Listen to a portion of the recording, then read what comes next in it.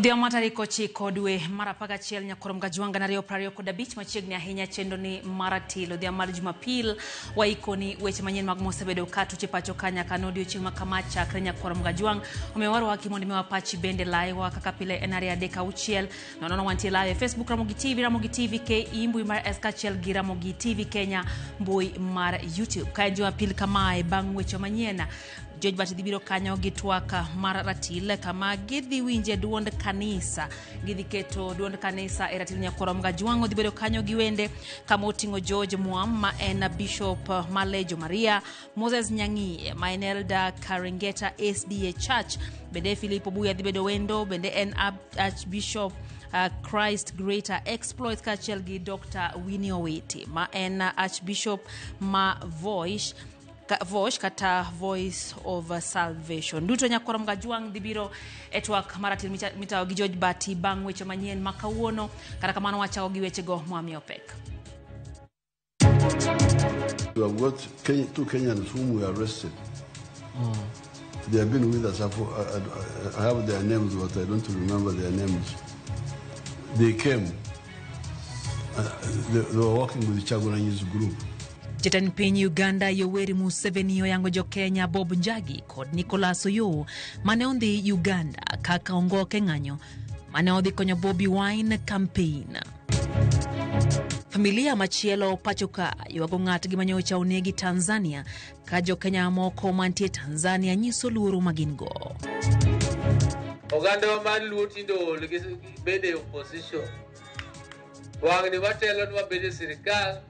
Kendo watiyo gi yawagi, kendo watiyo kodgi kanyachiel wamak rekod madima ata. Ogai makojolo mar ODM Moburu Oginga okoni giol kod kwedo sirikal kendo ni ODM ma otayo ok bi kwedo sirikal kata matin.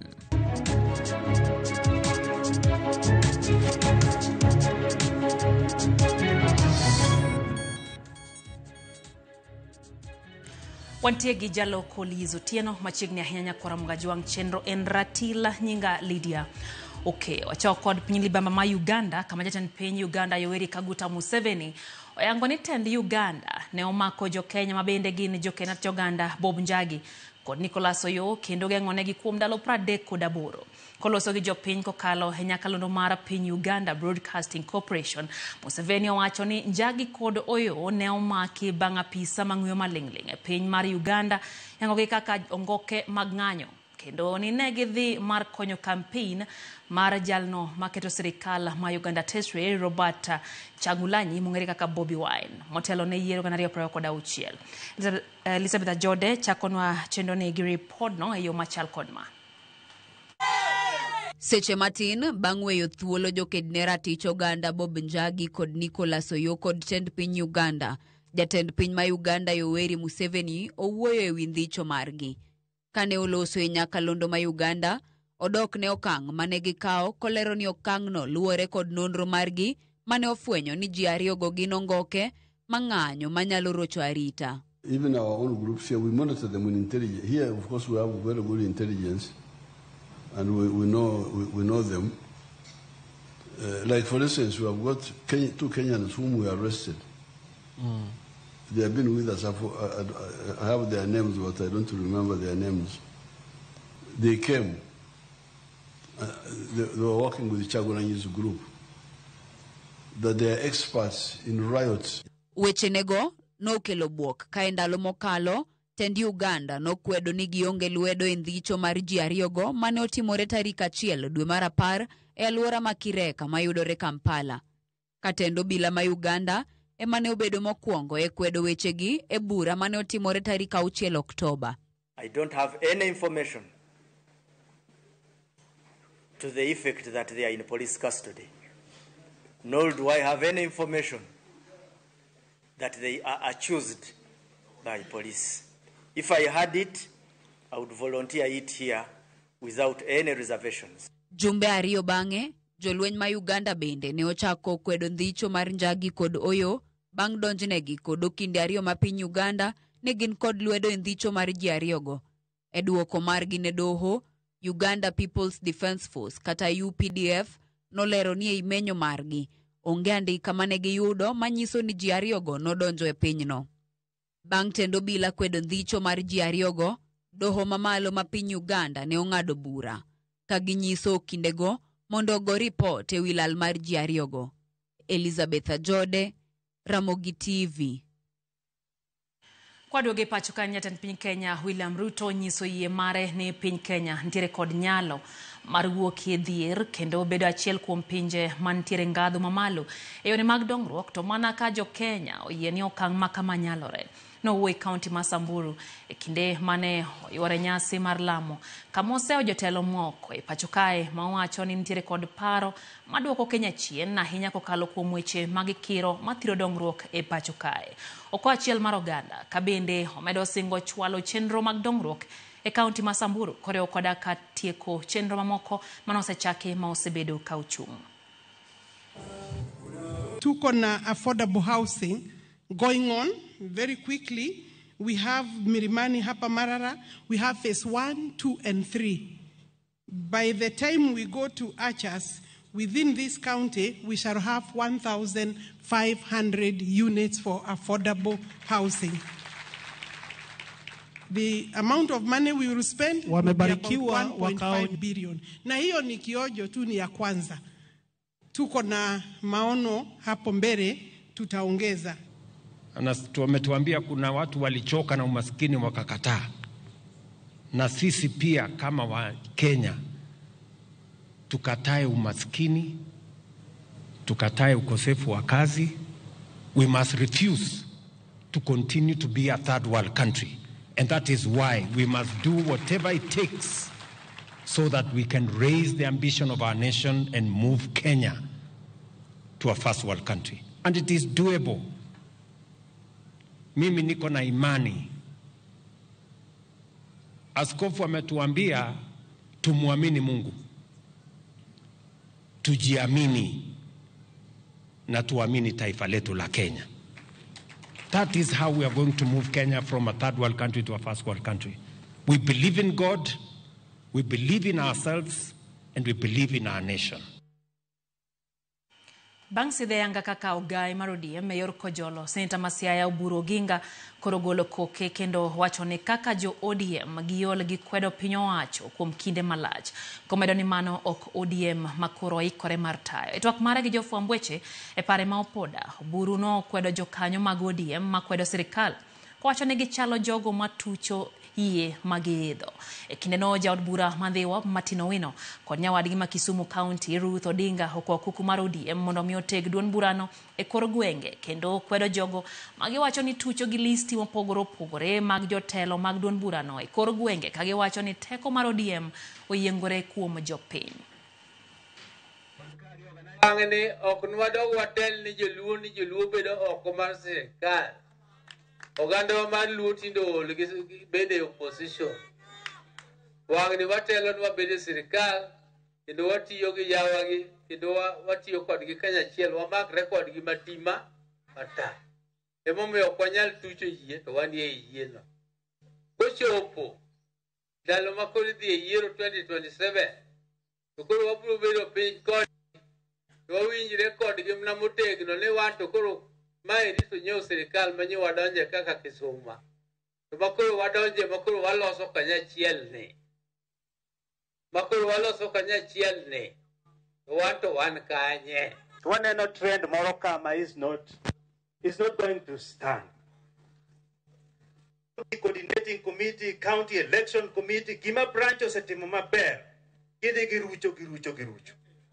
That one should stop. What we chenga ni wacho did strengthen branches. Mane a heartbeat mar ODM. Kudo wacho ni wadwariure ano katemu. Ng'ama ng'ulu lugono, tu dhi mesa kube ujing, kuthuon, kung'eni mesa ni, wan bende walose, kaka jo ODM.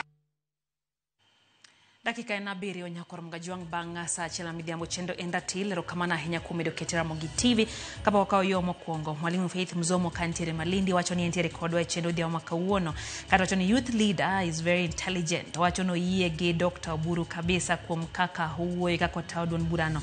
wacho ni toto lofano wuoyo malera hinya.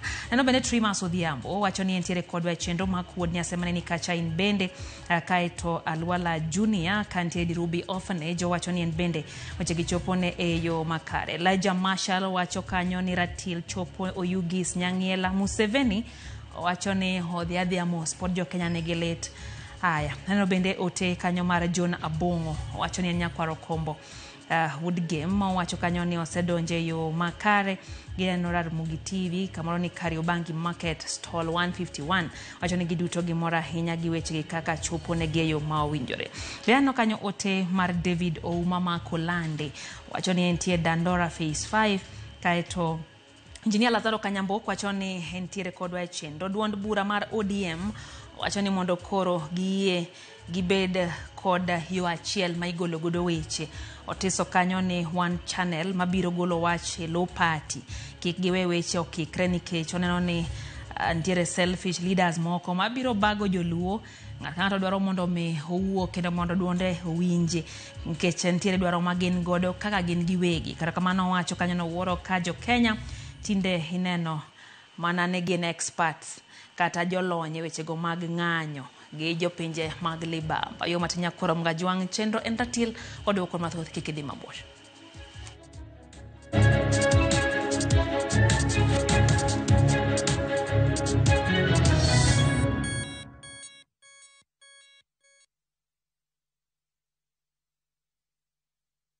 Na to kori winjo kika winj kucha koluongane mbabas nikech koro uneno kan gi pesa moro matin. View sasa ndio nyumbani kwa the best local dramas. Nataka ripoti ya Hansi pamoja na mkewe. Comedy za kuvunja mbavu. Telenovela bora zaidi kwa lugha yako. Anaere ainya Prita. Tokendo kimora more wi mora. Na sasa una nafasi ya kushinda zawadi nono ndani ya promotion kubwa ya Jipange na View sasa. Shinda 50,000 kila siku, $500,000 kila wiki na grand prize ya 2 million shillings. Wow. Ingia kwa View sasa hivi kwa kupitia paybill 724177 au tembelea viewsasa.com. Weka nambari yako ya simu kama akaunti yako. Kisha weka 50 bob tu na upate content na point na uende kama mshindi. Ingia mara nyingi uwezavyo. Kila ukiingia kwa View sasa unaongeza nafasi yako ya kushinda. Imeidhinishwa na BCLB number.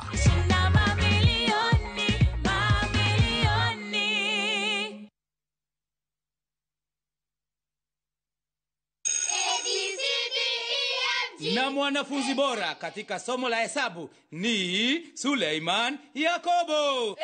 Bora kwa Kiingereza Suleiman Yakobo. Suleimani tena? Kwani huyu Suleimani ana nini?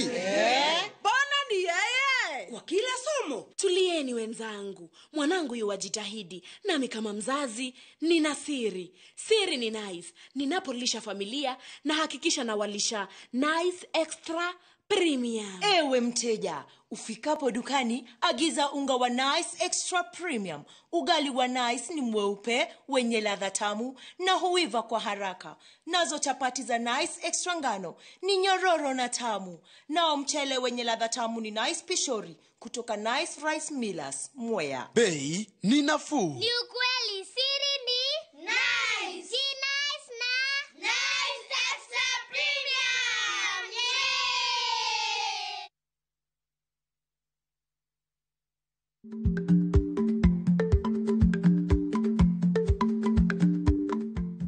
Icha gweno to icha ogwang. Matiende ni kapok ing'ado bura ewi wach moro amora, kuong inon ng'ama rach.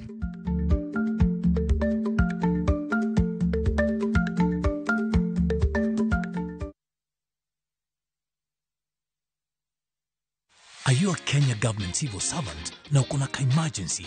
Usijibox kwa noma. Borrowing on MyMobi has never been easier. Simply register, apply, approve, and get your cash in minutes. Dial *531# and get up to 20,000 shillings to sort your emergency and pay from your next payslip. No paperwork, no drama. Ni wewe tu na simu yako. With MyMobi, now you're in control.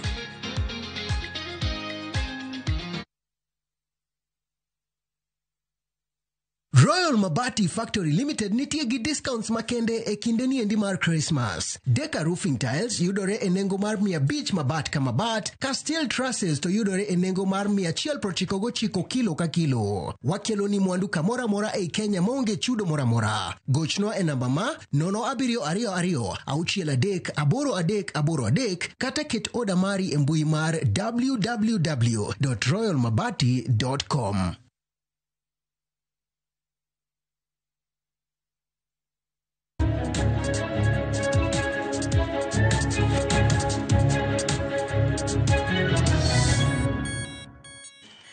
Machiegni kendo nyakorom gajwang chenro en ratil wadhi mbele gi wech manyien.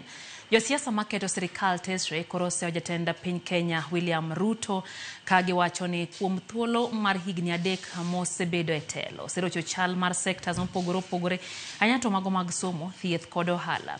Josiasa go moriwo koda kama ne en jatend piny Rigathi Gachagua kod ogai mar Wiper Democratic Front Kalonzo Musyoka olose gwenge ma Kayole, Buore, Nairobi, Limuru kod Makwene. Watoto umesema wapigwe risasi kwa mguu. Biashara zote zimeharibika. Wewe Githinji unaambia wa Kenya ati wakupatie nafasi ati you can make Kenya a first world country. How? You know, we have an opulent, wasteful government. Big offices, big titles, big people, you know. I don't know how many tons of advisors who will be earning salaries, big jobs and so on. We behave as if we are a developed country. Frankly, this is not rocket science, honestly. African leaders must stop treating protesters as criminals. In the case of Kenya, in the case of my own country, senior counsel went out there, PLO next to community maximum prison, to enter and defend young Kenyans who are charged under Prevention of Terrorism Act. Riwruog jopuonj sekondar mar Kupet koro dwaro mondo mi apisas mag okwach kich otim nonro mapiyo e wi lal kendo tho mar japuonj maduong' mar skul sekondar mar yawuoyi ma Munyuki PAG. Japuonjno moyangi nyinge kaka Simon Isaho nyoyo dringre mare kowiti aora makip Karen nyoro. Kupet osingo mar golo jopuonj duto madongo e centers mag penj mar KCSE ponono ne ok otim nonro makare kendo kawo okang' mager mar chik ne achije moyud gi ketho mar nego japuonjno. Hawezi toka kwake asubuhi anaenda kwa shule na anapatikana ametupwa kwa mto, mwili unaozewa kwa mto. Hiyo ni kitu ambayo tumehusunika sisi wote, na tunasema kama hakutakuwa na step ambayo report ambayo inatueleza ni nini haswa ilitendeka, sisi we shall be forced to disrupt exams in this region. Teachers' lives matter. We are sure if this was someone else, if it was a big person in the government, if it was a politician, there would be arrests that have been made already. But because it is a teacher, this process is taking a very long time. We are not accepting that. Hivi mwalimu mkuu amepatikana ameuawa na ametupwa kwa mtoni. We want to be told from the accident area when the accident ended back to the river what happened. Kama ni Savula yuko involved lazima ashikwe. Kama ni mjumba yuko involved lazima ashikwe. Kama ni lazima ashikwe. Tunakubaliana hapo? No one is above the law. Kapod wantiere sekta no mar somo, riwruog jopuonj mar Kupet koro yango ni achiel kuom gigo manyalo thiro chenro mar donje senior school ne jopuonjre ma dhi chako grade 10 en rem e kwan jopuonj mapuonjo somo pogore opogore bolai mar somo mar CBE. Kaka ifinya kidilero nitiere dwaro mar duol mandiko jopuonje tich TSC mondo mi orang manyien chikegi mag tich kaka achiel kuom yore mag kelo yot ahinya to ne jopuonjre mag senior school. Ndalo moko tok ten migawo mar somo chiwo yanga lipot margi manyiso chenro magichano ne jopuonjre madonje grade mar 10 kata senior school. Ten riwruog jopuonj sekondar Kupet oyango ni nitie dwaro maduol mandiko jopuonj tich pacho ka TSC rango manyien chike mag tich. Kaluwore gi jagoro maduong' mar Kupet Akelo Misori, nitie lai mag somo mamoko kata pathways maonge kod jopuonj moromo kendo biro dwaro ni duol mochung' ne ndiko jopuonj pacho ka Teacher Service Commission chiwo thuolo ne jogo manigi lony e somo makamago puonjo jopuonjre kaluwore gi chike mag somo. Paro manyaka kuong sir kod piny owacho. Bende koro nego beni Teacher Service Commission or revise their curriculum. Mondo kigiwach ni gindiko mana gikaw mana jopuonj mo train kende. Gikaw jopuonj motimo other skills. Ma trainers moko motimo other skills. Makata poko yudo pedagogical skills mag puonjo. Wan gi jok machalo mang'eny. Ma jok manyalo timo bricklaying, jok matimo art and design, jok matingo food and nutrition, jok manyalo timo mago. Gin jok mo inyalo gol other areas to do the school system. Ma puonjo nyithindo maber. To current Teacher Service Commission must change its regulation and an act of Parliament must approve. Ni Teacher Service Commission koro nyalo ndiko jopuonj ma oko train as teachers. Jagoro mar Kupete bade ma Kisumu Zablo na Wange bende ochiwo pacho kowacho ni nyaka ten migawo mar somo tim kare maneno ni skul moyier ne lai kata pathway mora mora ni kod gigo madwarore e chwalo somo makamano. We expect ni migawo mar somo skunde magiyiero ni dhi bedo mek sciences must have laboratory. Kagi yiero skunde moko ni dhi offer technical subjects kaka computer nyaka bed gi computer. Kadhi offer subjects kaka agriculture gibed school manyalo bedo gi puodho. Wakao cluster as per the cluster. Nikech bro chuno nyithindo madhi hinyre gi nyithindo mabodhi e day schools. Ibro miss day school moro ma ionge facility. Oketi ni dhi timo sports. To skundno kata pap ema gionge go. Skundno kata jopuonj manyalo puonjo various games ema onge go. Motelo ne jopuonjre mutieko grade 9 riwore kod senior school. Nitie dwaro ma jokanyo e sekta mar somo paro ewi kaka yiero ma jopuonjre ne grade mar 10 kata senior school biro timore. To kachopo Januar be onego bed ni wasebet piny kaka stakeholders wawuoyo to wang'iyo kaka selection mar class 10 dhi bedo. Scrambling kata laro nafase mek form 1 mane timre ga chondalo kesi picha opoko urumo. Wanyalo bedo ni wasetieko wach kwalo penj ni mane class 12 cha ni oonge class 9 lakini assessment results madhi wuok do mar 12 no mibiro tigo do mondo many godo skunde miluongo ni pathways go jonyuol ke ni pathway nango gin ging'eyo ni nyathi nyalo dhi Maseno school kata dhi e school magweng. Issues mek pathway go mago serikal gi Ministry of Education migawo masomo mong'eyo. Magi timore ka koro jopuonjre rito duoko mabiro wuok dwe mar 12. Duoko mabende mabiro konyo fwenyo somo kata lai ma jopuonjre biro luwo e senior school. Efinya Kidi, Ramogi TV.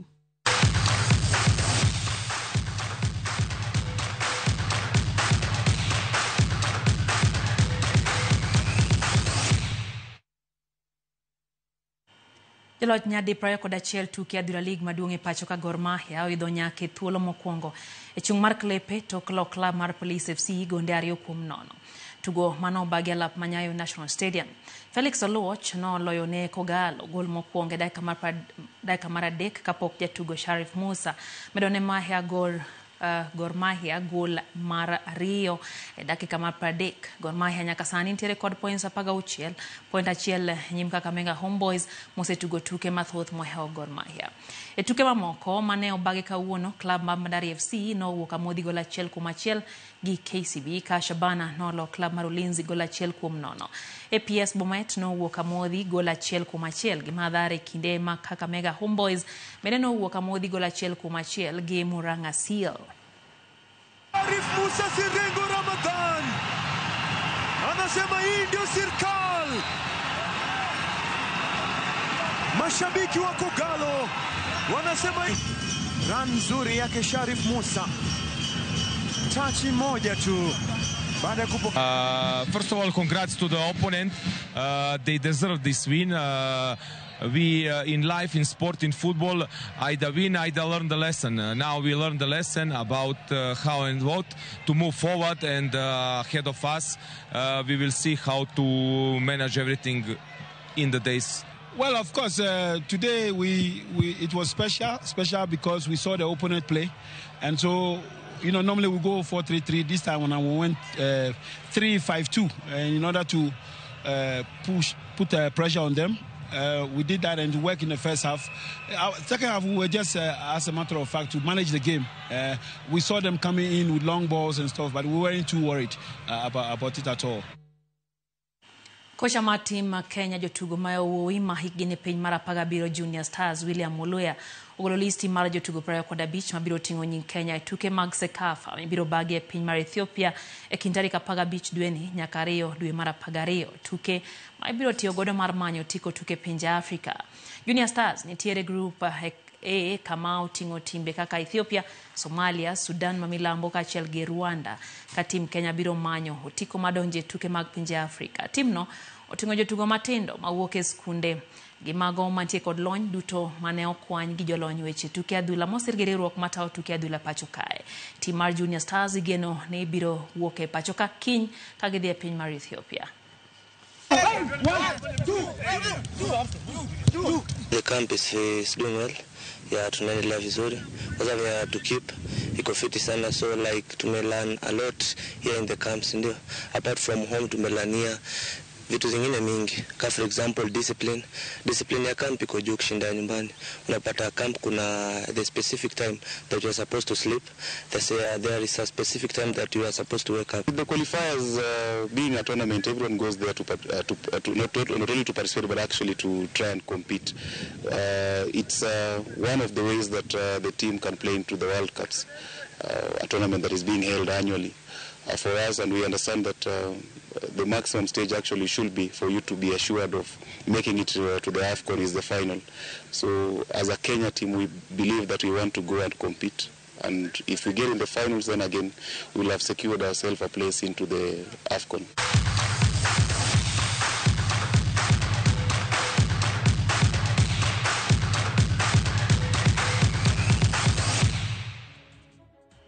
Ikanyo mwatie kidieny mokwongo Maratil, Joseph Oyo japuonj din mar kanisa Kopere Nyandewa Parish wacho kacha ni ogwero kamana ahinya ne sirikal ma Uganda kuom gonyo jo Kenya manyocha koso negi, wacho ni doher mar kono jotend ODM ni gin baba ema ne ng'iyogi makata ne somo nyaka kalatese manondike chike ene manosomo ne Uganda omiyo gin kod tich maduong' mar temo dhiro chenro kaka ne obedo ka osebedo kadhi. Amake Marian wacho ni oyegi Senator Oburu, wacho ni Senator is very clever. Haya, Okoth Njiko wacho ni entie dala mar Unga waneno weche yo makare. Kaito Osino Yu wacho kacha ni en bende entie boma Nairobi gi mama Gesta Oyu kod wuon gi Jojo Yu. Nyakora mgajongi na lore gi kanyo nikech thuolo ne George Bati na nyisi ni entie rekoda wende kawuono entie gi jodolo ka bende gidwa keto piny Kenya Iratilanya to duonde kanisa gidonyo nito kanisa wachanganya kutendre kod weche go madhi mbele pacho kanya korom gajwang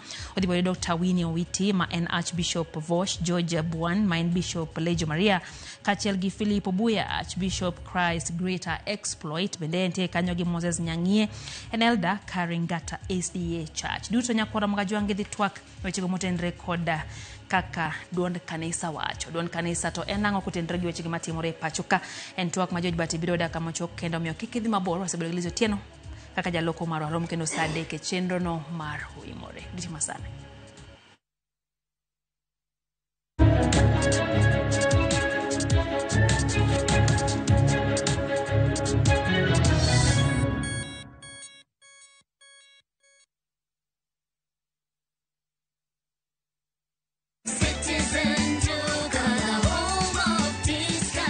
No queues, no heavy bags, no stress. Just shop on citizenduka.com and get everything delivered at your door. We deliver across Nairobi, Kiambu, Thika Road, and beyond. Shop now on www.citizenduka.com or on the View Sasa app.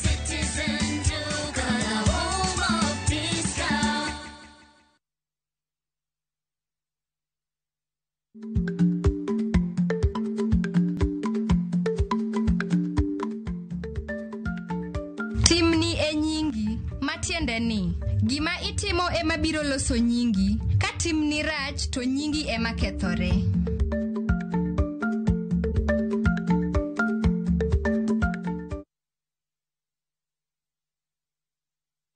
Teke na Wigo Boda. Chanua Jam, fika on time at the lowest charges in town. Va helmet and ride in style. Ni safi, ni safe, na ni easy kwa mfuko yako. Wigo, your trusted ride. Download the app now. Ama SMS Wigo to 20425. You'll fike right on time. Wigo, your trusted ride.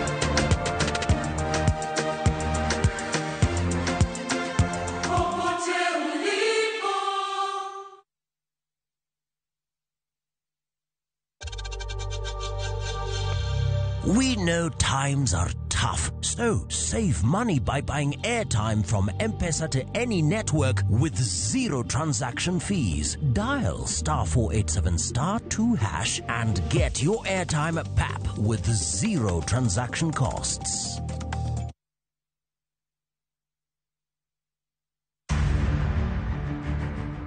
Egweng mukwe, kama hera kod makruok ng'ato gi nyawadgi, iketwe tem pile ka pile. Yani mama ini okine kata nian nyathini. Bang' ka jaode olalo tich, en ema koro ne en geno mar jodgi.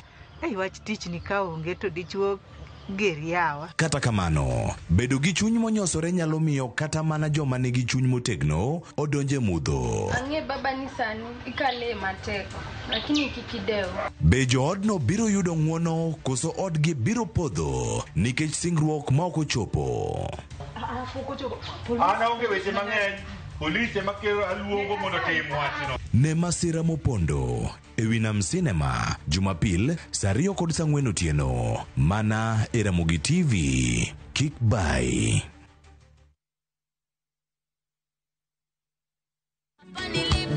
Sipo nilipokuwa jana, si kwa nguvu zangu wala si kwa kupambana. Yani nijifiche wakati amefanya Bwana, ananipigania usiku na mchana.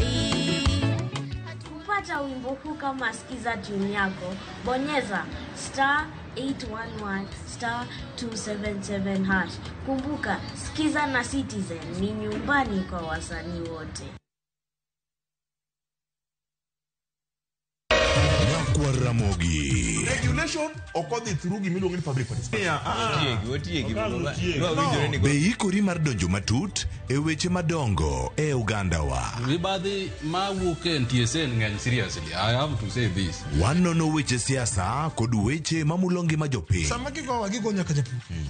Nikech japur ni obro puro kande ni otere kare. Buch jopiny en kama wamiyo pek paro kachiel kod nonro ma intiere godo. Wan gi chike mabeyo matayo gigi waduto te. Ok diang' wachnya every time ka ng'ato dwaro to waloko chike. Nyinga Trevor Ombija jandingo panga jonyakach dendo nombija taya nyakwar guok kocha pesa. Wanere kendo. Tich adek ka tich adek, saa 3 otieno mana e Ramogi TV.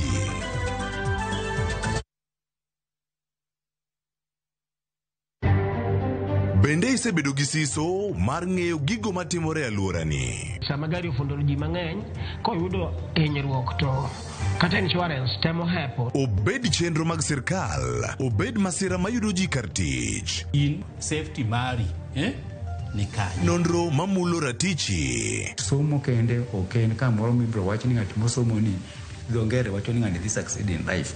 Wuok tich ka wuok tich. Iro curriculum design uchinj e chenro mar Rameny Piny saa 1:30 otieno. Wan oganda luo nyaka wakoro waneni to be wanyalo bedo gi kembni. Nyise oganda jo Kenya gimonjo be nigi winjo kuomi. Ka ikelo nigi Lydia Okeyo. Nyakoro mbajo ng'wana twak mar Rameny Piny. Kik bai.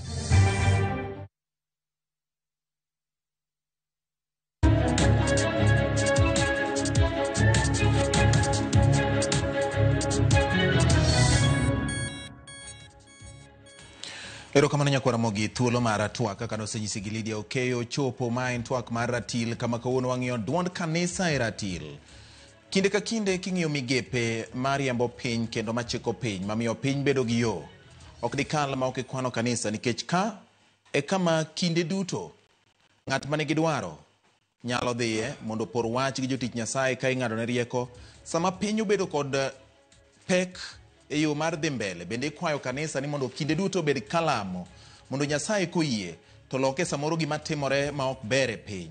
To kata kopogore kod mano, rieyo kit telo bende duond kanisa betie nyakwara Ramogi. Piny Kenya ochopo ka nikech kinde moro nitiere kaka jodolo noloso kendo ng'ado rieko mondo piny obed gi rieruok. Odhiambo ni an kod jodolo kachiel kata jogo manie lemo mag kanisa mabiro loso kodwa gi duond kanisa ni to gin ang'o gini manyaka timi kinde ma piny ochopone. Ahinya e oganda mar nyikwara Mogajwang' bang' nindo mar Raila Odinga penjo jawuok kata ing'eyo to gin jomage manyalo ng'ado rieko ka nyiso oganda ni mae yo kata rituru kuom thuolo marom kama nikech kanisa en achiel kuom mise kata sirni moteno chung' mongirore mar piny. Odhiambo ni yiena mondo arwak gini machiegni e studio ma Nairobi Kenya Kwaramogi. An kod wenda ariyo, an kod Moses Nyang'iye ka achiel kod George Bwan. George Bwan en jadolo kata bishop mar kanisa mar Legion Maria machiegni ahinya. George, erokamano. Moses en elder mar kanisa mar SDA machiegni ahinya.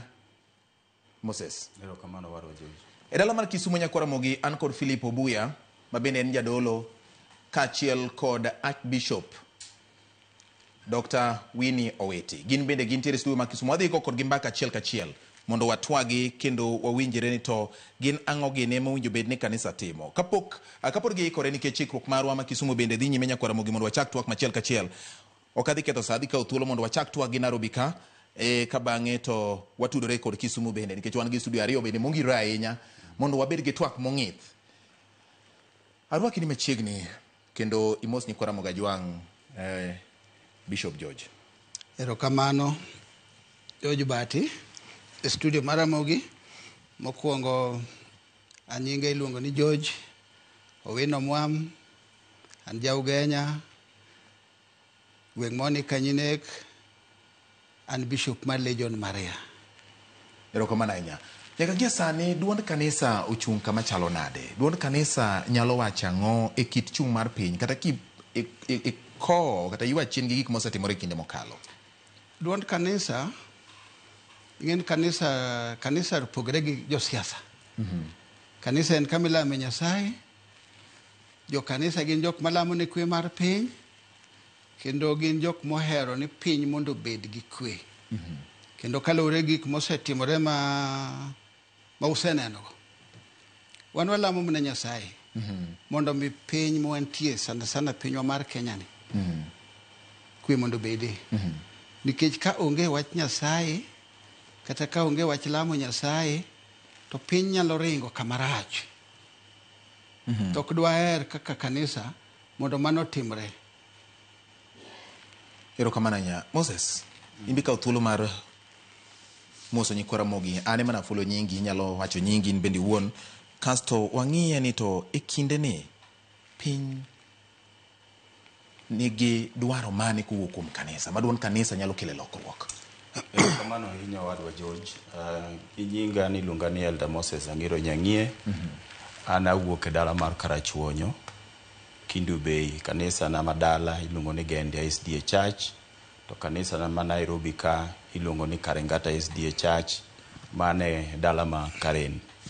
Jatendwa mar kanisa mar SDA mar West Kenya Union iluongo ni Pastor Samuel Misiani, en osiepna kendo nagocho ne mwawuoyo nang'ise nabiro go mbaka gi Nyakwaramogi e studio kawuono. Koro gima nyalo wacho maduong' wadwa George kwa chako program ma kawuono. Ago erokamano kimiyo thuolo mondo wabi wago mbaka gi jo wa Nyakwaramogi kwa neno kaka piny chalo sani. Wach maduong' ahinya ma wabiro wuoye kaluwore gi weche matimore en kaka wanyalo bedo kanyakla kaka oganda, nikech moma wacho ni jok mobedo kanyakla, jok matiyo maber kanyakla, kuondego ema Nyasaye gwedho kendo kuondego ema dongore. Erokamano.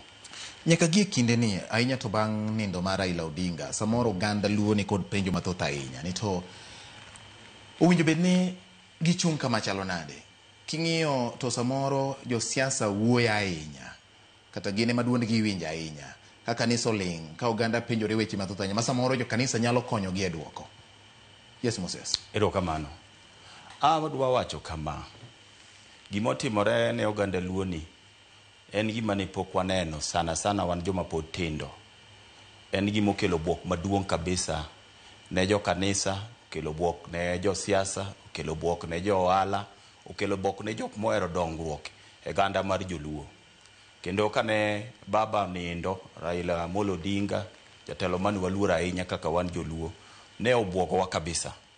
To katero ji e muma maler, apar mar chik 34 Wesa Boro wacho kaka Musa nonindo. Ka Musa nonindo kane jahigni 120, to koro ne chuno ni nyaka Joshua kaw telo kuom Musa. to kinde no kane Musa nindo jo-Israel no ywak kendo ne gibedo gi mirima ahinya kuom ndalo 30. Koro wan ndalo 30 pok orumo, jowa pod ywak, mirima pod ng'eny.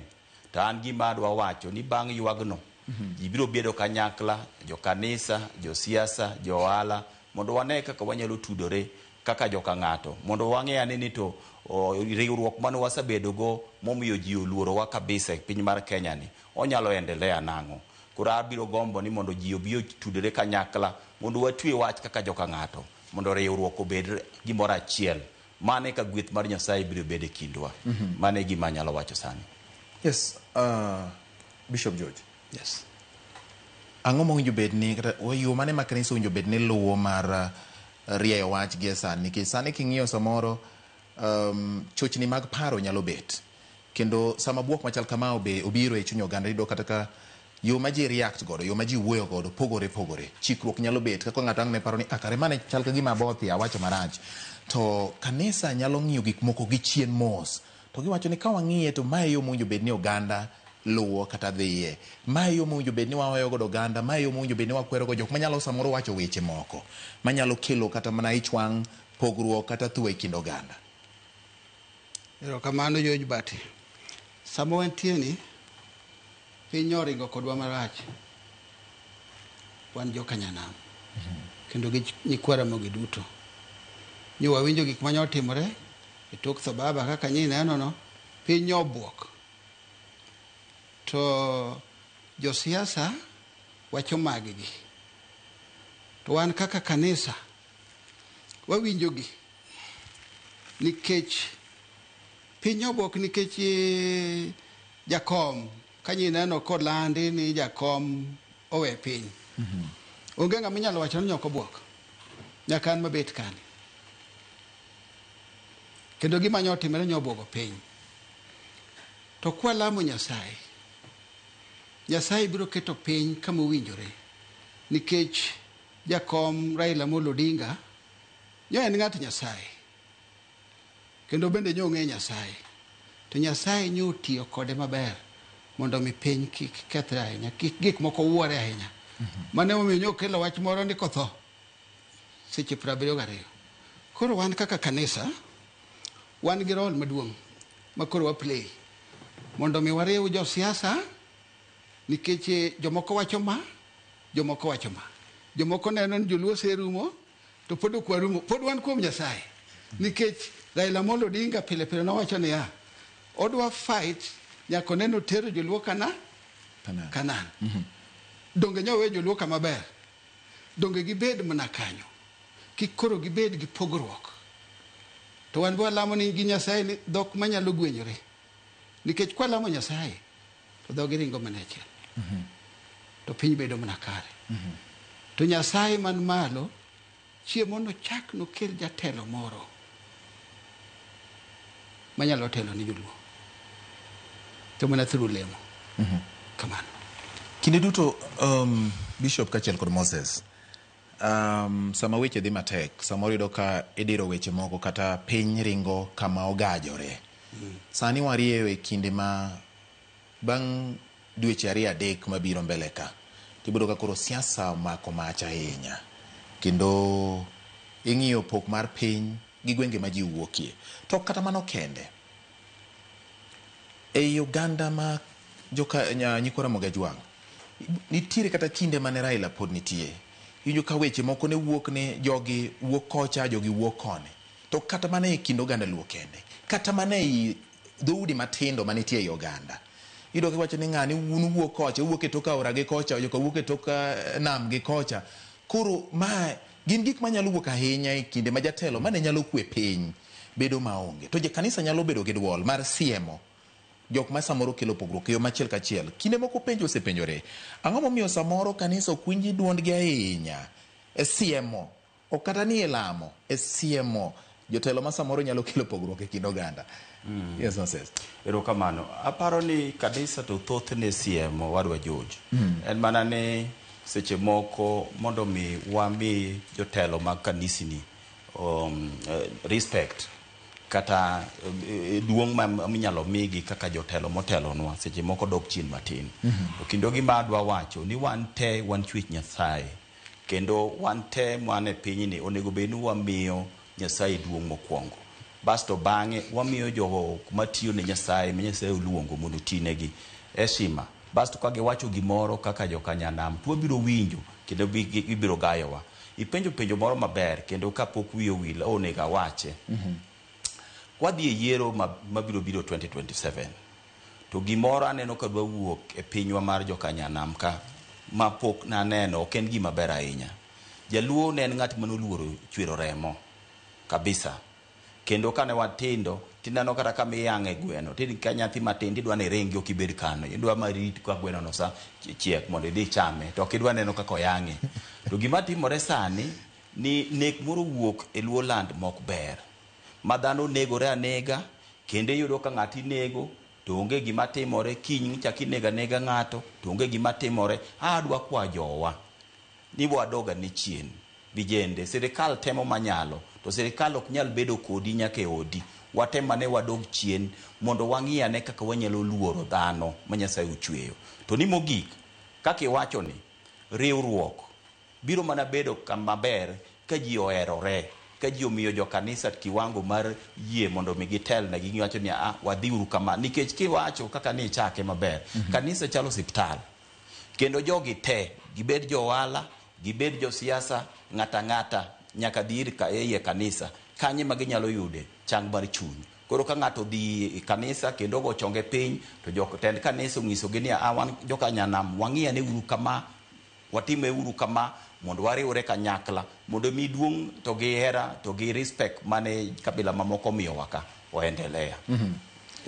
Bishop George, iwinjo wach mar pogruok kata gik ma ja Moses lose weche mag ini wuon inene nade? Mae kama oganda winjo bed ni betie tang'o ma winjo bed ni kanisa timo, nikech adieri kanisa osecha kata nitiere jomoko moseseyo kanisa ne ipimo kata mana jodolo machon iwacho ni jadolo ng'ane ne duma tiem moi kama gin gik ma iwacho, to iwacho ni jodolo matinende ni to ling kama tuo kata weche moko kethore kata gik moko timore kata ji bayo yo, to ji achiel matimo gigi bire kanisa kendo ilemo negi.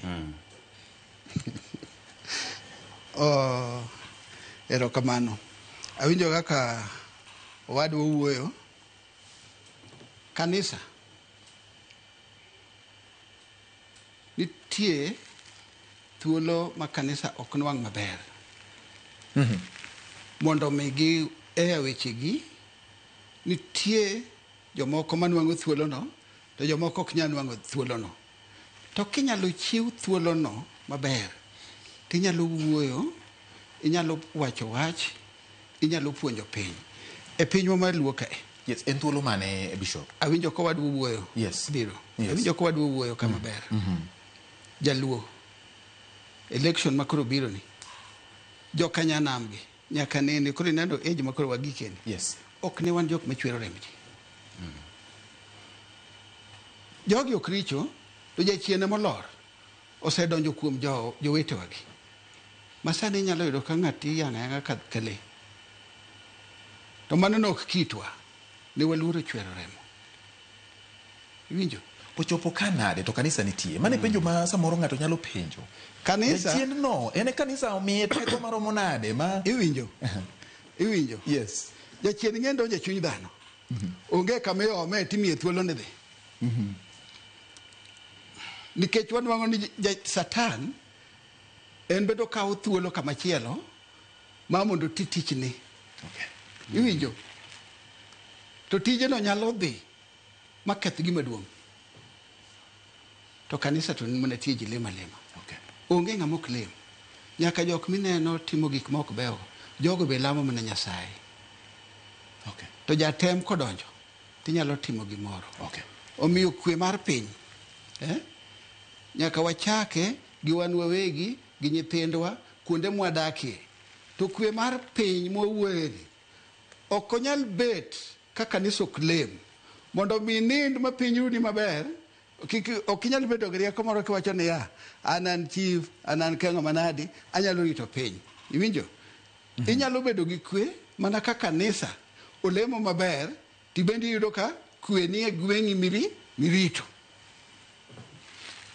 Nyakora Mogi, studio ma Kisumu na nyisi ni wenda nitiere Archbishop Dr. Winnie Owiti kaachiel kod Archbishop Philip Obuya duto te gintiere studio marwa ma Kisumu. Archbishop Dr. Winnie Owiti, machiegni ahinya twaka wachako twaka luwore kod sigla ma samoro ne watudo mondo mi ochope yo maler ni Nyikora Mogi e televisen magi e pacho kama gintie kaachiel kod gwenge magi neno wa mane momiyo wadeko matin kapok wachopo kuomi.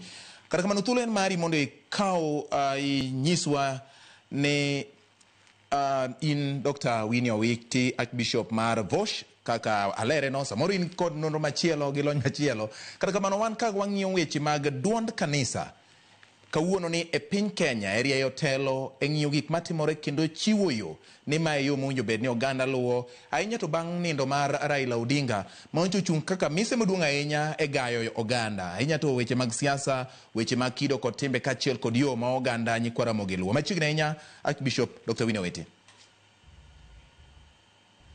Erokamano ahinya George Barry kuom miya thuolo mondo awache matin a program mar Ratil Show. Wanie sama tek kabisa kaka jo Kenya bang' tho mari Right Honorable Raila Amolo Odinga. Okosebedo mayot ahinya ne jo Kenya kendo jomoko paro ni gileko ni the Right Honorable biro chier. To adiera eni onindo kendo wadong' gi bugo maduong' ahinya kendo kod parruok ni to ere ng'at mabro romo e wuoche mane jaduong' orwako katelo ne piny gi rieko kendo riwo oganda mag kabila duto te ma ok oyiero ni en jaluo kendo ne en kod misigo maduong' mar ng'iyo ni to jo Kenya nyalo yudo konyruok nade e piny matek sani ma konyruok yud kod ji duto te. Onyalo paro ni jaduong' okonyowa kata sirikal ma wantiere sani ni dine ok odonje to kang'e ni Kenya dikoro chalo nade. Omiyo ka wanie studio kaka wuono kaka jolemo to wawuoyo kod jo Kenya mondo dogie lamo Nyasaye matut manomiwa Raila Amolo Odinga mondo bed Joshua marwa mane terowa Kanan. Nawinjo kowacho ni ondiegi ne ng'eny e kor yo kendo ne otame mondo chop kama dwaro mondo wachope. To gima mor mondo awach kod jo Kenya kawuono kaka jolemo ni noneno loka cha mana kaka Musa nowacho ne Joshua, aseneno piny mar singruok to kabichopo kodu to Nyasaye biro kelo ng'ama chielo mondo chop kodu. Awacho niya, Nyasaye mayiero ji telo kendo Nyasaye mamiyo ji telo. Omiyo wan kaka jolemo wanyalo wacho ne jo Kenya mondo donje lamo matut mondo Nyasaye omiwa jatelo machal kodi Raila. Ang'eyo kaka jayalo ni ka ng'at makare onindo, awacho ni ng'at makare nikech Nyasaye nomiye piny mondo tele piny. Anyalo luonge gi dho muma ni janabi, prophet mar politics. Nowuoyo to kendo ka nowuoyo to gik manowachogo ne mako chuny Kenya mangima ma ok joluo kende. Omiyo walamo mondo roho mane Nyasaye oketo kuom Raila kakoro nindo e bur mondo bi ochier kuom nyi Kenya gi yowuot Kenya mondo gilu legacy mare jibro neno ka Nyasaye ni kod nyithindwa gi kendo ka gichung' ni adiera maonge mibadhi nikech sani piny rach kabisa.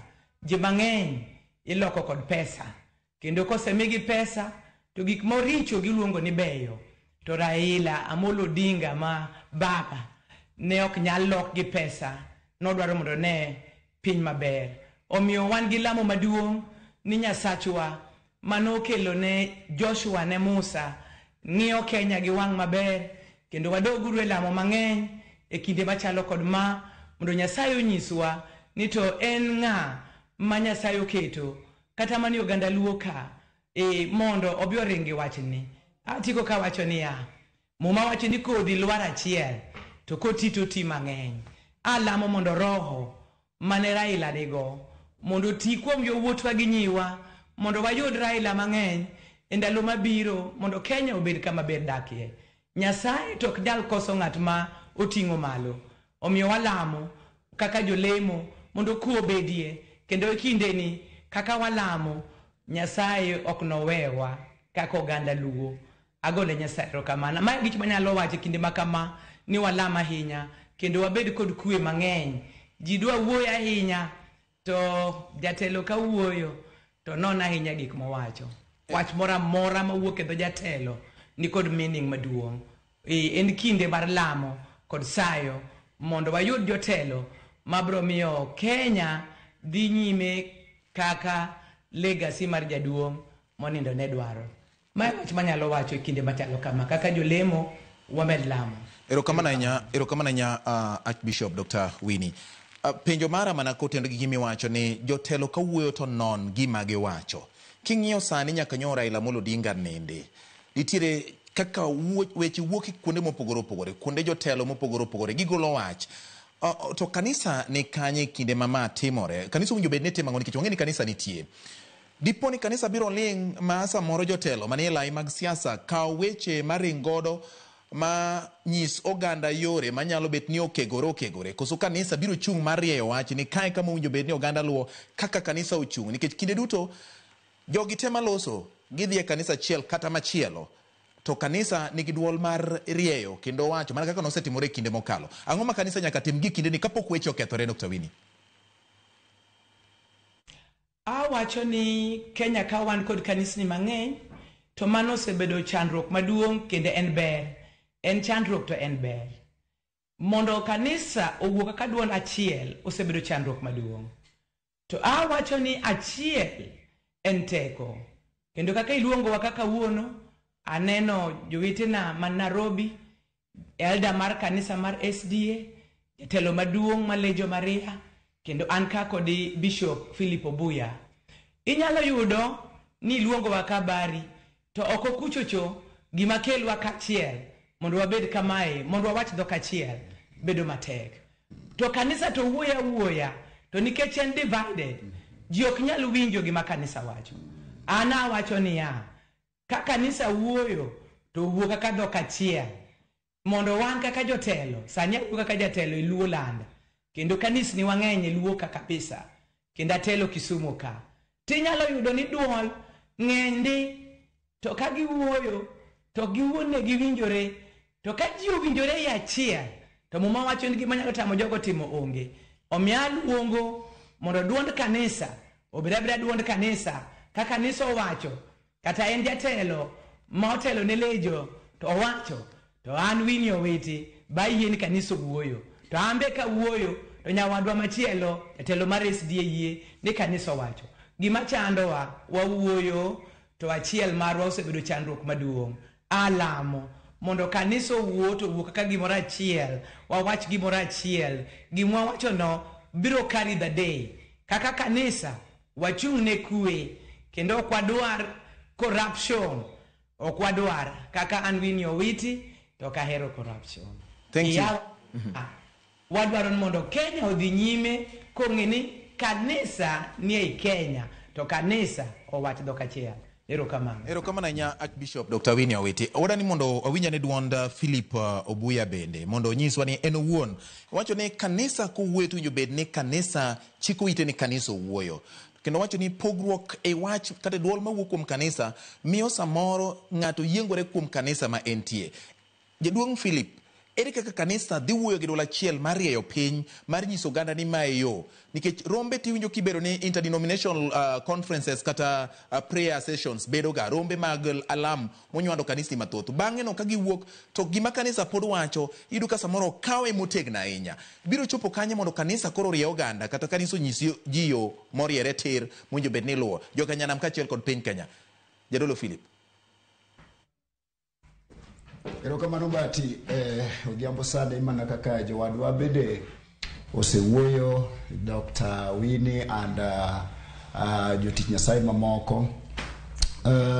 Mana kaka Archbishop nowacho ni thuolo mwantiere ni wanie thuolo ma pod wan kod ng'awo matin kaluwore kod wito baba kendo lamo mana madaktari no wacho ema pod wadwa ni mondo walam ne Kenya nikech en gima kelo buok maduong' mak mana ni buogno wayie ni Nyasaye to pod nitiere kendo wayie ni tok nindo mar Musa Nyasaye no kelo Joshua koro mane lamowa ma duonga enya moloyo noganda luo nikech sani ka wang'iyo luo to ji ong'eyo ni luo dong' ka koro gin joma koro gin kanyo but wayie ni Nyasaye dhi kelonwa ng'ama dichung' madhi kawo kar baba kata ka ok onyal chope kiwango mane baba chope but wayie ni Nyasaye dhi kelo ng'ato e kanisa mondo winjre duond kanisa mostly mana kaka jowadwa osewacho kanisa wuoyo kanisa okoling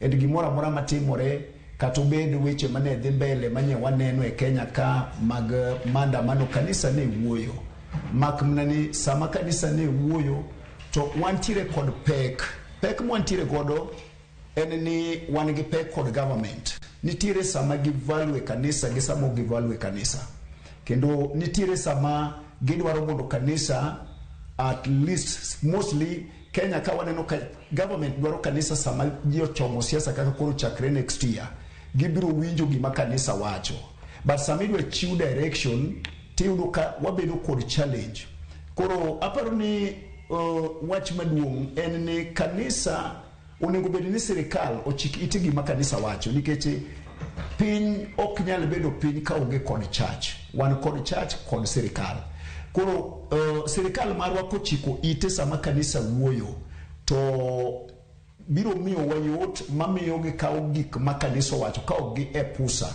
nikech biro yudo ka kanisa wuoyo to thoth wa e Kenya ka gino lokore siasa miyudo ka politician moro gi chung kode podium moro ni kanisa moro ne wuoyo kanisa okaw wan katikati kendo ka wuoyo to wuoyo ka wan katikati kama daktari no wacho en ni wan kod kanisa ni mathoth en sani wanyalo wacho ni sani koro wachopo kama wantiere kod gima iluongo ni umbrella bodies manyiso ni sama kanisa wuoyo to biro wuoyo kaka umbrella body mana kaka wan kod daktari ka otelo ne Kisumu clergies nyiso ni sama Kisumu clergy wuoyo to all churches wuoyo koro gima duong' en ni kanisa onego wuo ka gini achiel ka ok ng'ani owacho wach moro kucho ng'ani owacho wach moro kucho ng'ani owacho wach moro kucho tene sama wabiro achiel ka koro wabiro kaka wuono ni to wabiro kaka wuono kaka church ka ok wang'eyo ni makanisa nikech watendo ni kanisa ni mopogore but emano en ni kanisa wuoyo to gima duong' ma koro duong' sani en ni wadwa ni mondo wawuo kaka one voice mondo mi ka sirikal winjo to giwinjo ni kanisa makama no wuoyo kaka nyo wantiere kod riwruok manyo wuoyo Nairobi motel ne kod Pastor Manyoro kane wan kod jowadwa moko mane nitiere mano maki Tanzania moko no maki Uganda and maybe ka ing'eyo to samoro the government nyalo dhi slow ka giwinjo but later on kane waneno to waneno ka koro wuoyo no ok mare kende nyaka other bishops no wuoyo kata wan bende ne wuoyo and other people bende no wuoyo to no kelo nwa matunda momiyo nyithindwa manyo make Uganda sani koro sedonje Kenya ka joma moko bende se donjo en gima duong' ahinya wuoyo to kanisa wuoyo kendo wuoyo kata bed ni jomoko wawuoyo mopogore but kanisa wuoyo en ni sirikal emonego winji duond kanisa sama kanisa wuoyo to giwinjo dwaro mar kanisa nikech the moment ma kanisa wuoyo kanisa ok nyal thoro wuoyo nikech the church is not a politics ya politics eminyalo tim moro ka to moro tim ka to moro tim ka but the church eno wuoyo ka nitiere wach moneno konengo bed ni sirikal take action koro sirikal onengo winj kanisa at any time ma kanisa wuoyo. Thank you Bati. Erokamano nya Archbishop Philip Obuya. Kapodan mana iri nikech nitiere wach moro mane yowadu mantiere Nairobi ka wacho kapok adugo irgi Nairobi ka en king'iyo telo kata kit dak mar oganda luo sani makoro ng'ama ne nyalo kweyo gi ma en Raila Odinga samoro koro onge pinyni kendo samoro nyalo winji duonde mondo chako kwegi kendo timbe moko nitiere matimore ma nyaka koro kanisa chung motegno marie kopogore gi sirikal mamalo kaka oganda ginang'o gini mowinjo bed ni kanisa wacho mondo ji oriere obed joma obidhore gi joma odimbore gi kindeni nikech siasa bende biro tiyudo ka pogruok nyalo chako biro mana nikech koro ng'ama ne nyalo kweyo jopiny kata ng'ama ne nyalo kweyo jotelo koro onge kindi jopiny. Erokamano bati kuom penjono. One role mar kanisa kata kibire kanisa to wapuonjo ji te, wapuonjo jomadongo, wapuonjo youths, wapuonjo all ages. And gima kanisa stress en kwe. Onge chieng' ma kanisa nyalo wuoke makone ji mondo gidhi e maandamano. Mano pok otimore. And kanisa kata sani koro kaka waonge kod ng'ama ne nyalo gayo ganda. En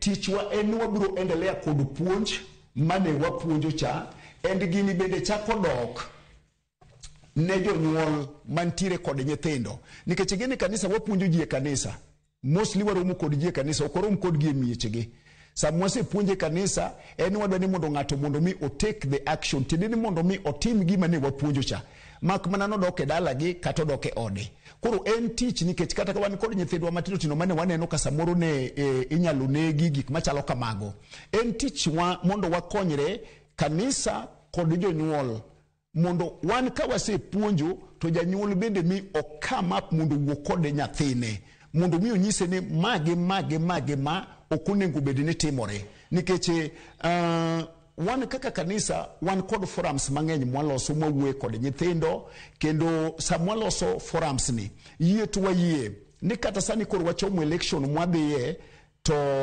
wayie ni samoro duond baba okwadhi winjo kanyo mak mana ni wan kaka kanisa wabiro wuok oko mondo wadhi e those forums and some wadhi e those forums wabiro organize forums mwanyalo wuoye kod kijende kapok mana kaka wasebedo kwa timoga ok en gima kokwadhi timo sani ne watime kata ne baba nitie ne wawuoyo kod ji ka ji ochomo election to wanyiso gini ka wadhi election to gima walamo kanisa kabisa mana kaka daktari nowacho kod jowadwa mamoko ni gima walamoga en kwe pok walamoga lweny bende onge chieng' mwanyalo lamo ni mondo lweny otimre oro wan kaka church mana kaka wasebedo kwa timoga pod en jukumu marwa to jukumu ni en joma dhi konyore godo gin joma bende winjowa nikech wan kod joma winjo talk team for example bati there is a time mane nyocha wantiere kod maandamano ka baba pod gima I personally gi other bishops nyaka daktari wino weti ne wawuoyo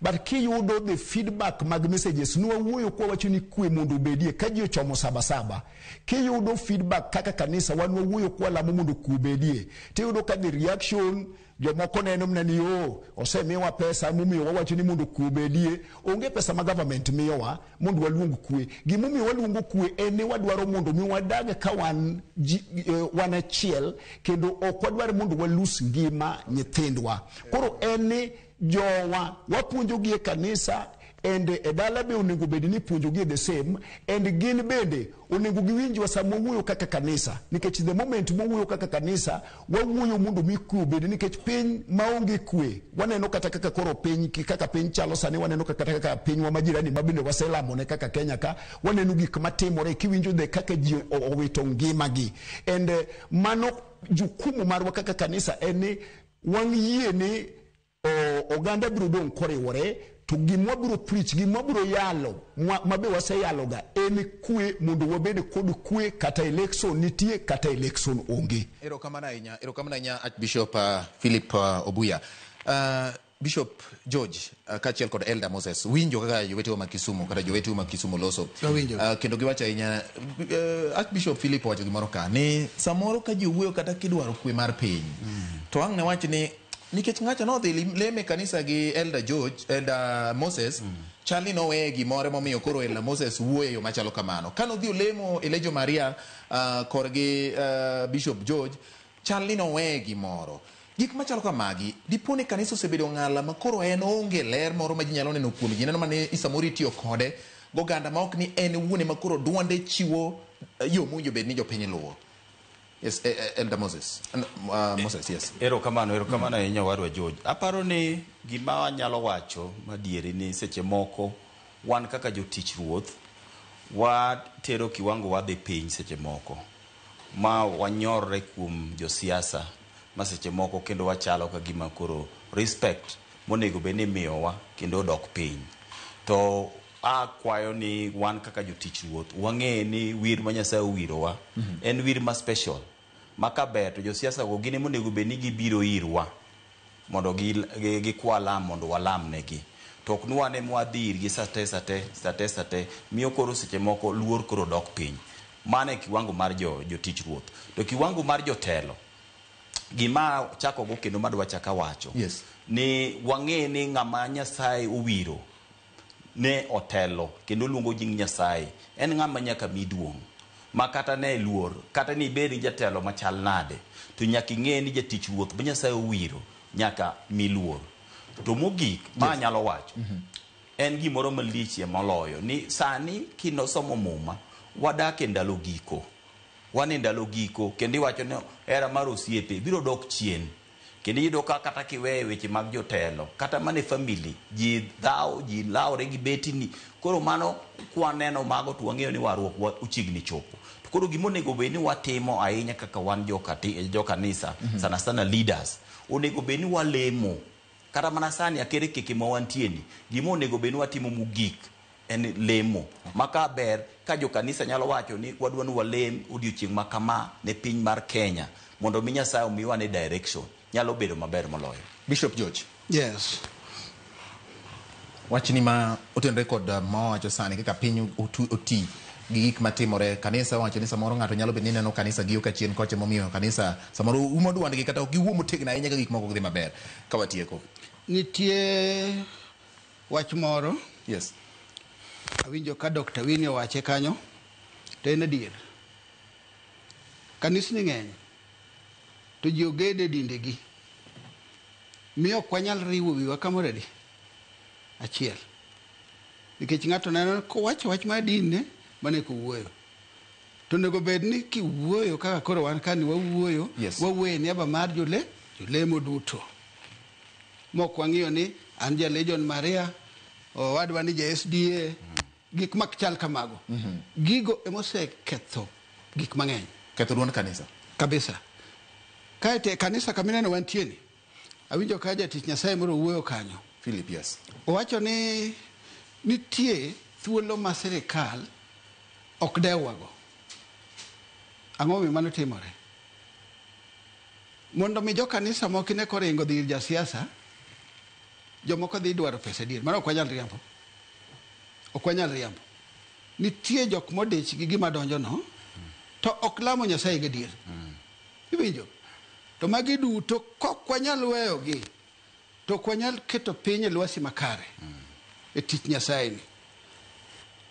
Ka jaduong' Raila nyi neno ka koro nindo ka ok jo Kenya kende moywage nyen ng'at kwe nyen ng'ama hero ji nyokelo thuolo mar wuoyo ma ng'ato nyalo wacho wachne ma ok olawruok kodi. Kibaji sani ng'en goji ng'ama biro jowa ma joluo miluongo ni jotelo mane siasa gi koro onego ging'e ni jakom nyose wuotho gi ji osenindo ng'ama biro kik ng'ato dwar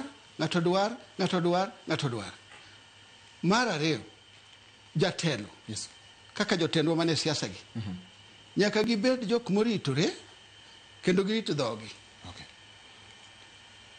Ibedo gi chuny matut kaka wan jodolo kono nyaka wabed gi chuny matut makano wach gin be gibed gi chuny matut makano wach ma ka ng'ato wacho gimoro sani dakika 5 iseduoke par gimidwa duoko odhi moro ji duto kosi chal ng'ama gore gi ng'at cha koro nyaka waduok kuom Nyasaye en jang'ad rieko makare.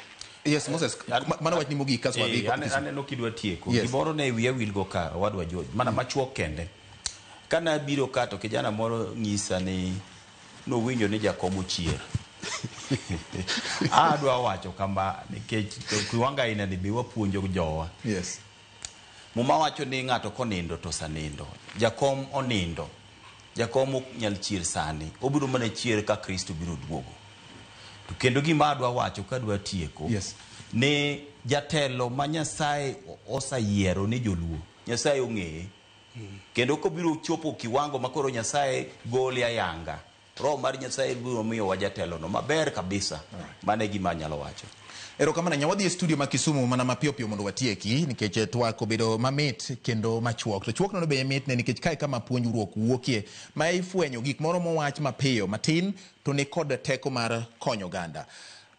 Archbishop Philip Obuya gi wachni anoka Dr. Winnie oseikore mar wuoyo. Dr. Winnie inyalo wacho wachni mogik kiketo piny mar Nyikwara Mogi Ajwang' Ratil kachiel kod piny Kenya ang'o ma nyaka koro tim gi sani mondo piny obed gi ranyisi maber mondo piny oriere e kinde makoro piny dhieni. Miwa wach achiel kata weche ariyo mana machuok ka watieko twak idhiambo ni.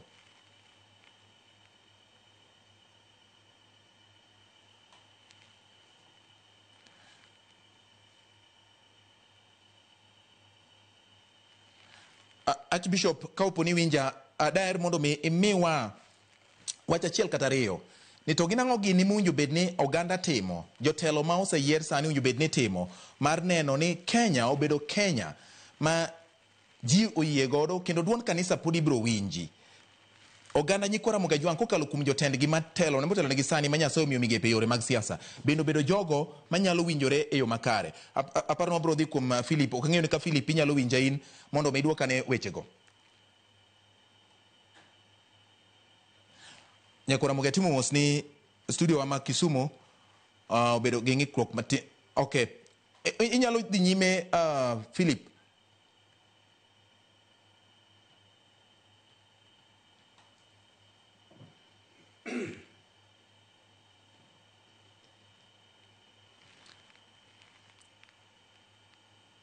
Philip, ok ang'eyo ni inyalo winjo gima penjo mara en ni ang'o minyalo wacho sani ka piny Kenya koro chopo kama ochopeni kendo oganda jo Kenya nigi siso ahinya mar ng'eyo ahinya to Nyikwara Mogi Ajwang' ni to owinjo bed ni gidhi kanye rieko ming'ado kokalo kuom kanisa.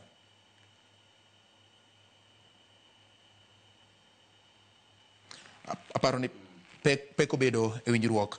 Aparo ni watika tika gi wach achiel. Wach achiel wach mogik ne Nyikwara Mogi Ajwang' gi jotelo mag Nyikwara Mogi. Waduoko erokamano kuom biro mwabiro ka. Aparo ni Nyikwara Mogi winjowa maber to wanyalo kon gi lam Nyasaye seche duto te walemne jo Kanyanam nikech pod ji nigi pek e chunygi. Iwinjo ko wadwa wacho ni ng'ato nogo ni sim ni railo chier. Ok onyal chier that way. Ok onyal chier kamano. Chier to biro chier to ok ringruogno. Okay. To biro chier mana ka kendo chako donjo kama chielo. To ne jowete wa ma jo siasa. Kik waduto wadwa ni an manyaka tel. Kan tienga mosetelo ne ji to wayed mondo waluwe. Okay. To kik wabed jok magore kendwa. To wabed jok makano weche wa kaka joluo. Okay. Kik wabed jok mapusa wach. Mane manyalo wego jothurwa. Katieko korka kora wacho ni waket genowa kuom Kristo. Mano maduong' moloyo. Kendo kata kwa ywak to nyaka waywagi kech wan dhano. To kik waywak ka jok maonge geno. Okay. Mar ariyo gima anyalo wacho ne jowa ne onyuol joma rotego matiyo matek. To kineno tinde kaka vijende tinde chalo dala kata kidhi. Joma dwa tiyo matek tinde dok chien. Okay. Wang'ia ne uruntu wanyalo dok wapur nang'o, watimo endini wanang'o, wasom nang'o, kore ka respect mane omi jaluocha biro endelea. Nyakwara Mogi jaluo no mi respect kata luore kidienje mang'eny. Achiel kuom gin gik ma Elder Moses owacho, somo kachiel kod tich matek gi bidhruok gi rem ma ok ichwero remb ng'ato kendo hera.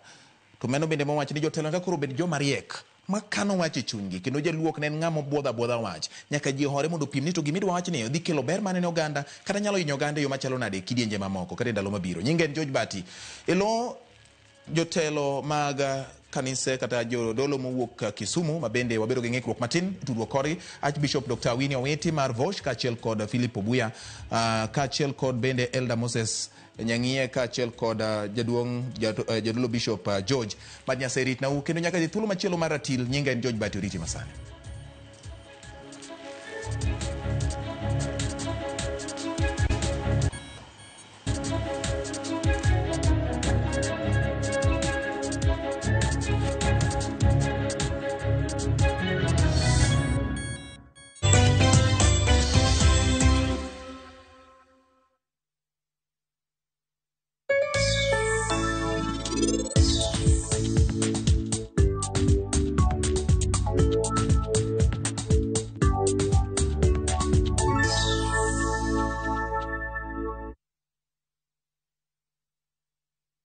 Ne to kori winjo kika winj kucha koluonga ni mbabas nikech koro uneno ka gi pesa moro matin. View sasa ndio nyumbani kwa the best local dramas. Nataka ripoti ya Hansi pamoja na mkewe. Comedy za kuvunja mbavu.